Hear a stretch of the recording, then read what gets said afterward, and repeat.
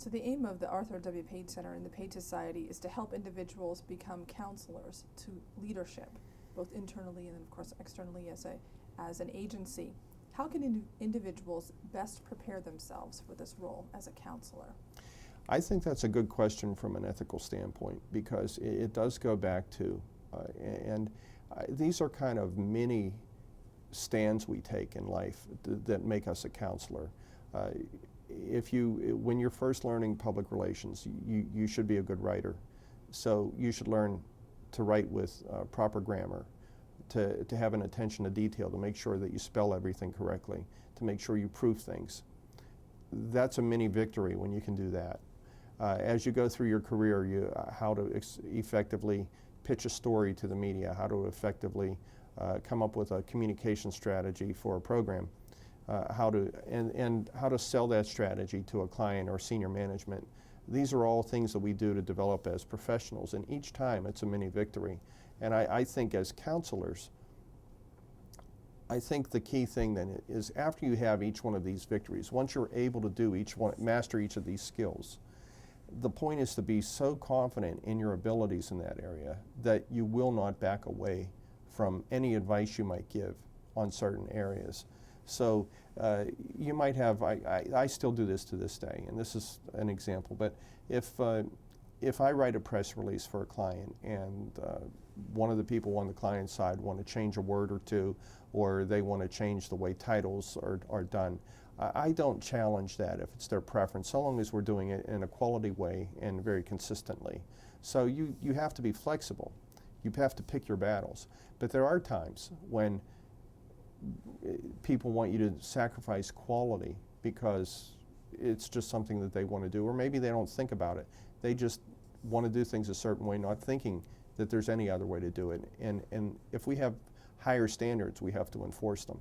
We have to take a stand for those higher standards, whether it be the style of a press release, the way a strategy is implemented, or the way a situation is handled. But at some point or another, as counselors, and that's where I think we earn the title counselor, it's where we will give a piece of advice or offer up a particular strategy. And again, if we're willing to stand by that strategy to the extent that we'll put our jobs or our careers on the line, I think that's where you really earn the title counselor. I haven't had to do that in my career that often, but I was willing to do it every time. Good. So our last question, briefly put, the Arthur W. Page Center at Penn State is committed to fostering integrity in public relations. Would you suggest a few ways that the program like this could be made even more effective than how it is today?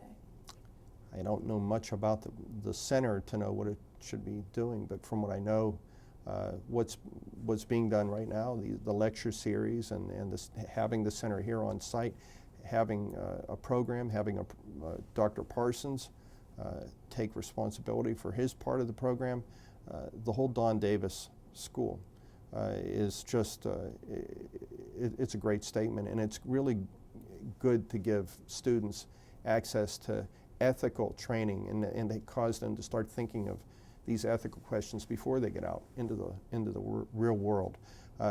I took, when I was in college, I took journalism and I took speech. And when I took speech class, it wasn't public speaking so much, it was argument and debate. So my fellow classmates in my speech major were pre-law majors. And in the course of that major, we argued ethical questions and we were always dealing with ethical issues. It wasn't an ethics major, but ethics came up quite a bit. I didn't really tap what I learned in college on the speech side of my major until I was probably in my 30s, because that's when I rose up. That's when I became a vice president. That's when I became a leader in various account teams. That's when senior managers were asking me for advice. And all of a sudden, the training I had back in college where we argued ethical issues in my speech and debate classes, all of a sudden that started to kick in. And it still applies. So I would say if you learn ethics in college, you may not need that to get your first job, and you may not use it when you're working as an assistant account executive somewhere, when someone only wants you to do what we would call grunt work, putting mailing lists together and helping set up special events. But as you progress in your career, if you took a good ethical curriculum and in college, when you're a vice president, when you're in your late 20s and 30s, and you start to really move to become a senior public relations professional, you'll be amazed at how you might even go back to your books that you had in college and start using them as reference guides for the situations you'll face when you start to progress in your career. Very good. Well, on behalf of the Arthur Page Center, we want to thank you for the time that you've given us and the insights. Thank you very much. Thank you. It was good to be here.